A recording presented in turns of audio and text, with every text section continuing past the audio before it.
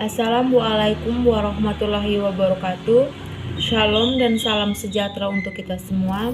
Om Swastiastu, Namo Buddhaya, Rahayu, salam kebajikan. Jadi baik, kali ini saya akan membahas materi mengenai pemikiran awal tentang kewarganegaraan modern. Jadi sebelum itu, saya ingin memperkenalkan diri saya terlebih dahulu. Perkenalkan, nama lengkap saya Doloristin Monika Pala, biasa disapa Monika. Saya dari Universitas PGRI Kanjuruhan Malang, Prodi PPKN, NPM saya 210401040002.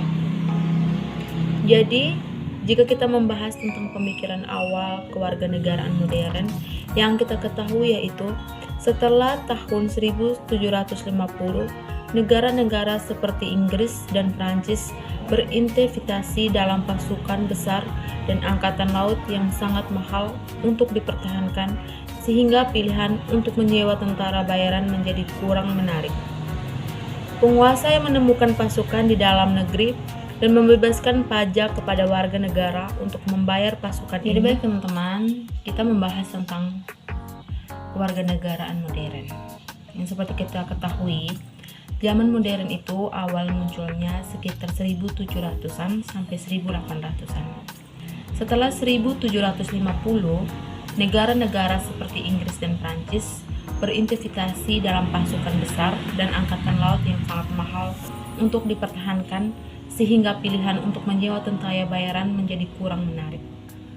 Penguasa menemukan pasukan dalam negeri dan membebankan pajak kepada warga negara untuk membayar pasukan ini. Tetapi, satu laporan menyatakan bahwa pembangunan militer memiliki efek samping merusak kekuatan politik otonom militer. Pandangan lain menguatkan gagasan bahwa wajib militer mendorong pembangunan peran yang lebih luas bagi warga negara. Wajib militer adalah kewajiban yang sipil untuk melakukan kerjasama untuk pemerintah. Pekerjaan semacam ini harus sesuai dengan pengecualian dalam perjanjian internasional. Jika tidak, maka bisa masuk dalam kategori tenaga kerja tidak bebas. Ada dua jenis wajib militer dasar. Untuk sementara selama masa perang dan saat-saat di darurat lamanya.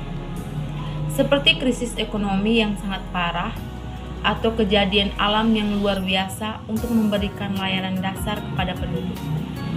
Ini termasuk, namun tidak terbatas, pada perawatan medis, persediaan makanan, pasokan industri, pertahanan atau upaya pembersihan setelah cuaca buruk atau bencana lingkungan selama situasi darurat. Oleh karena itu, umumnya melakukan fenomena yang dikenal sebagai ranah publik muncul menurut filsuf Jürgen Habermas sebagai ruang antara otoritas dan kehidupan pribadi, di mana warga negara dapat bertemu secara formal, bertukar pandangan tentang masalah publik, mengkritik pilihan pemerintah, dan menyarankan reformasi. Itu terjadi di ruang fisik seperti alun-alun maupun di kedai kopi, museum, restoran, serta di media seperti surat kabar, jurnal, dan petunjuk drama. Ini berfungsi sebagai penyimbang bagi pemerintah, pemeriksaan atas kekuasaannya, karena keputusan yang buruk dapat dikritik oleh publik di tempat-tempat. Dan pada akhir abad ke-19, pemikiran tentang kewarganegaraan mulai mempengaruhi. Diskusi dimulai dari gagasan, definisi monarki dan negara, parlemen dan pemilu, pers aktif, opini publik, dan konsep seperti kebajikan kewarganegaraan, persatuan nasional, dan kemajuan sosial.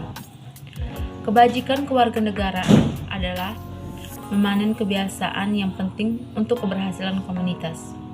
Berkaitan erat dengan konsep kewarganegaraan, kebajikan sipil sering dipahami sebagai dedikasi warga negara untuk kesejahteraan bersama komunitas mereka, bahkan dengan mengorbankan kepentingan individu mereka. Identifikasi ciri-ciri yang membentuk kebajikan sipil telah menjadi perhatian utama filsafat politik.